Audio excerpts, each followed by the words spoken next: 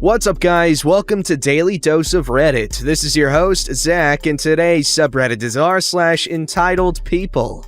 This story's called Entitled Sister-in-Law Leaves Her Kid with Me for 2 hours. Almost makes me late for work. So I woke up around 8:50 a.m. Pacific Standard Time this morning. My sister-in-law, June 27th, just kidding, 27-year-old June, tells me that she has to go to the courthouse to drop off court papers. She asked if I could watch her son and our new puppy for a few minutes. I told her I have to be at work by 2 p.m. Pacific Standard Time, but yes, I'd be willing to. So the morning continues on, and it's 10:10 a.m. Pacific Standard Time. My nephew is in school, and June tells me she's leaving. I thought she'd be gone for about 30 minutes to an hour. I sit in the living room and watch YouTube on my phone. An hour passes. She's still not home, and her son just ended school. He goes to play in my room, and I talk on the phone with my boyfriend. I figured the courthouse in our area is pretty far, so I thought she would be on her way home. I have to start getting ready for work at 12:45. I gotta stop at 12:45, so I can start walking at 1 and be there at 1:30 p.m. I already want to quit this job and work my other one, but that is a story for a different time. It's now noon, and my nephew asked to call his mom. The conversation went like this. Where are you, Mama? I'm on my way home now. Why are you taking so long? I had a few errands to run. I felt my eyes widen at that comment. She went to run errands knowing I had to work soon. It's almost 1 p.m. now, and she hasn't come back yet. My nephew is screaming and not listening to me at all, and the puppy is no better. She better give me a ride to work for this. She could have told me she was gonna run other errands. Thanks for letting me vent. So she came back at 1:40 p.m. Pacific Standard Time, and I showed up to work early. But I had forgotten to turn off the laptop she was letting me borrow, so she went into my room for whatever reason, saw that it was on, and took it out of my room and said I wasn't getting it back because it's the third time I've left it on, and she's told me about this before. I left it on because I thought it would be a few minutes, then I could watch it again. I don't have cable, so I use the computer to watch TV. She said that because it wasn't the first time she told me about it, I wasn't getting it back. God, I can't wait till they move out. What's the big deal if you leave the laptop on? Am I just stupid? I don't get it. But anyway, seems like these sisters bicker a lot. But what's new? Alright, this story's called Entitled Driver Wrecks His Brand New Dodge Charger, Injures and Then Blames Me, a Pedestrian, for his wreck. Hey everybody, this is my first post on here. I'm on mobile, so forgive me for any format errors. Also, profanity in the story is censored. So, backstory. I work for a subcontracting company that does really niche IT work for various municipal governments, and my truck is loaded with equipment for computer repair and road work. Like I said, it's niche, but this becomes important later. As such, I currently have a 2-hour commute, and while I do use the interstate during the day, I usually head home closer to midnight and prefer to take state highways and back roads due to lower speed limits. So now for the cast. We have me, Brad, the entitled driver, Renee, my fiance and coworker, nice girlfriend, Brad's female companion, Chad, Brad's absolutely chill father. Now for the story. So as Renee and I were driving home tonight, we had noticed that a large rotted poplar tree had become uprooted and fallen into the road, covering both lanes. Normally, I would have called the local officials and then either waited for the tree to be removed or simply wait for them to arrive and then take a different route. Unfortunately, I had no cell reception in this area, and rerouting would have added an extra hour to my already long commute. As such, I figured I'd try to use my demolition hammer, the best thing available to me, to try and at least weaken it until someone came by with cell reception that we could flag down and get to call the local authorities. So I turned on our hazards, turned on our beacon, and Renee and I both put on our reflective vests and hard hats with built-in lamps. While Renee brought the tools over to the tree, I began grabbing the traffic cones to block off the road. Enter Brad. As I finished setting up the cones behind the truck, Renee began handing me the cones to put in front of the fallen tree. No sooner had I begun reaching for them when we heard the roar of a brand new sunrise orange Dodge Charger RT flying up the back road with a 30-mile-per-hour speed limit at highway speeds. I ran in front of the fallen tree, shining my flashlight on the already well-illuminated tree, and tried to flag down the Charger. It was no use. He never even hit his brakes. I dove out of the way at the last second as the Charger plowed into the tree, turning it into a horizontal fulcrum and me into a baseball, as the tree struck my shoulder and launched me about 10 feet. Yikes! I got up, extreme pain throughout my left side, and unable to raise my arm up. Adrenaline coursing through me, I ran, hobbled quickly, to the remains of the poor obliterated Charger, now smoking and leaking fluids all over the road. Miraculously, Brad and nice girlfriend, both about my age, early 20s, got out and were completely unharmed, though understandably shaken. Renee, who miraculously found the one spot with coverage, called emergency services, and nice girlfriend called Chad. That's when I heard it. Oh God, my car! How could this happen? Why does this always happen to me? What? And that was when he looked at me, looked at the clearly uprooted tree, and proceeded to have a unique reaction. One that I never really thought ever happened. One that sounded like...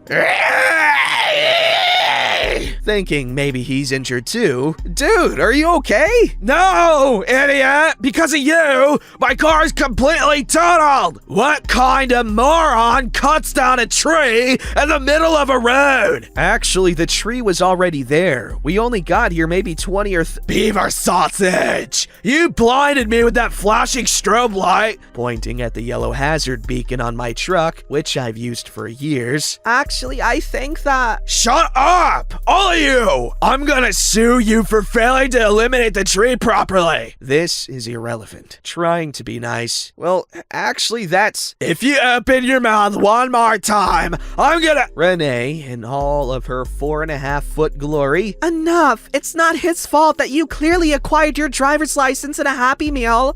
That tree is very well illuminated. You clearly weren't paying any attention and you hurt him. Look at him, he's limping, idiots!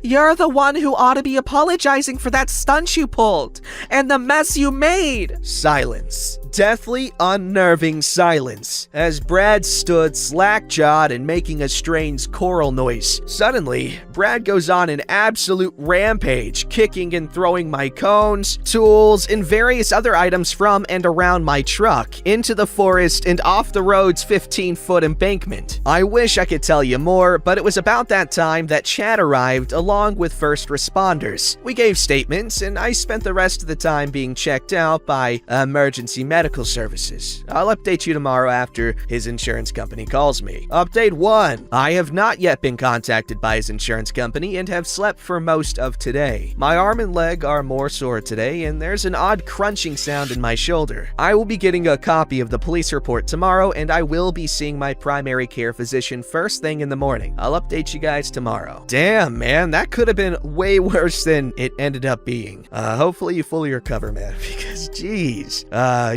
Movies make injuries like that seem so trivial. They just get up and keep going like it's nothing, and they don't, maybe just some light bruising. But damn, being whacked by a tree and being freaking flown 10 feet, damn, wild stuff. This story's called Female Classmate Pops Off at Me for Telling Her That We Were Not Going to Continue Doing Her Part of a Project. For some context, my science teacher gave us a project where we have to plan a green city. Now, me and my friend, who I'm gonna refer to as Jonah, has been put in a group with your typical football player and hot Cheeto girl, who are both entitled. Football boy. Entitled girl. Now, for the story of what happened today. Today was rough for me, and it being Monday after Thanksgiving break, I was pretty exhausted since Jonah and myself had to do most of the project planning ourselves over the break, while Football Boy and Entitled Girl both were posting on their Instagram and Snapchat about their break.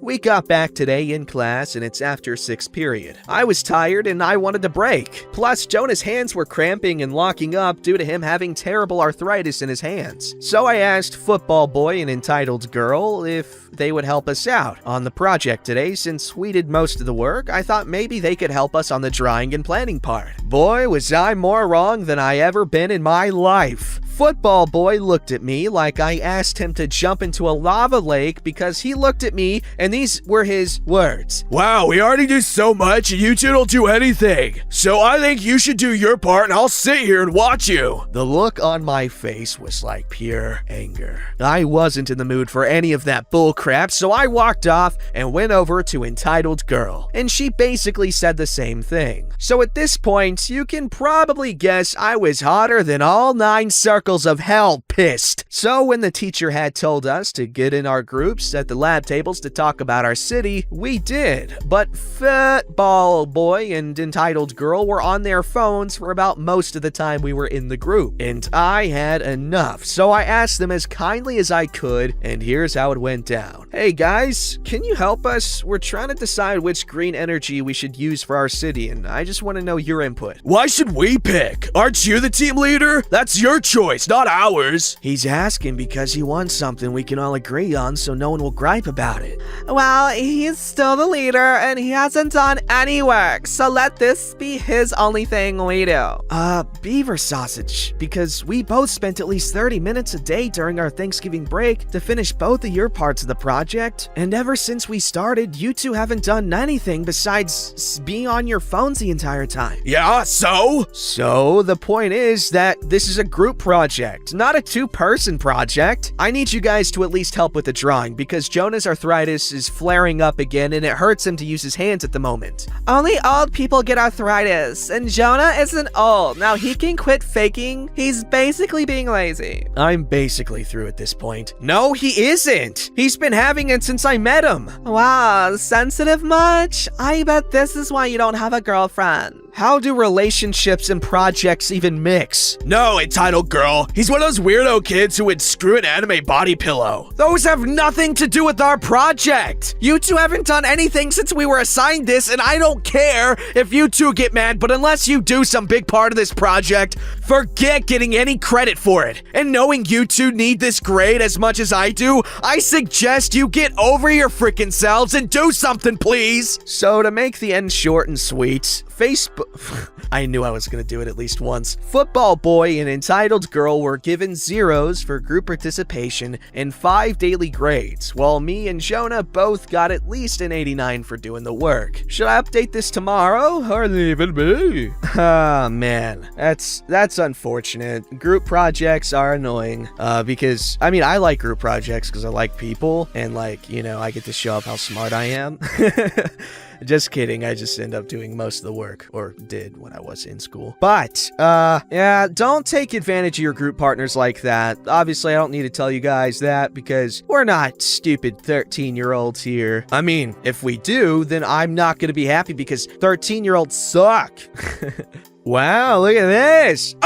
Entitled Girl and Football Boy tried to make it seem like I didn't do anything, but I had proof, and now they are both failing the classes. Now, many people asked for an update. Well, here you go, and I'm gonna make this short and sweet. So today we all had to present the project, and I was pissed from yesterday, so I decided that I wasn't gonna give them any credit. And while some of the students were presenting, I was finishing our slides. And at the end, we had to give our overall group participation grade for each member, and when I presented the fact that they didn't do anything and gave proof in 2 slides afterwards, the looks on their faces were of pure anger, shock, and fear. Football Boy grabbed my shirt collar and threatened me to give them the credit they worked hard for. I simply told him, hey man, it is what it is. You do bullcrap moves, you get bullcrap results. Deal with the shiny egg goose for a major grade. Entitled Girl was yelling at me to add her credits, and I basically told her the same thing. But hey, it had to be done. If they didn't work on it, why give them the credit? I just want to thank everyone who commented on my last post and got my first part of the story past 100 upvotes. It's the first time I've ever had a post get past 10 upvotes, and it makes me happy. So thanks again, and I have more stories for the future. Now I hope everyone had a great and safe day, afternoon, night. Take care. Wow.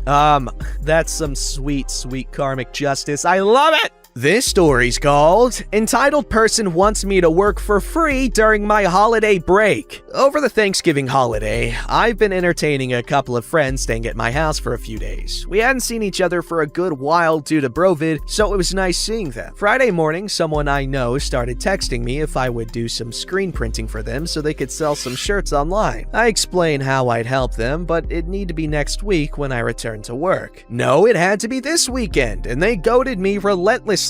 I'm close to giving in just to get them to leave me alone. I'm trying to play Jackbox, which requires a phone, and it's kinda hard when your phone is blowing up with text. Seeing it's gonna be at least 1 to 2 hours just driving, I asked if they'd buy me some fast food I could eat on the drive from picking up the shirts to going to my printing studio. They scoffed and reminded me we weren't dating, and then talked about how much I'd be cutting into their profits with that request. The only thing they've had to pay for was shirts and shipping, to my knowledge. I then asked for $20, since asking for some cheap food somehow meant romantic intentions, and reminded them this is taking hours from a day I had set aside to hang out with friends I hadn't seen, not to mention gas money. They were livid and sent a wall of text basically saying I was madly in love with them and using this as a way of screwing them over. They give someone else my future business, I have tons of issues, I need to go to therapy, etc, etc. I then blocked them on all social media. I was kinda upset from the whole ordeal, but my friend staying with me thought it was hilarious and got me out of feeling bad. That's nice, but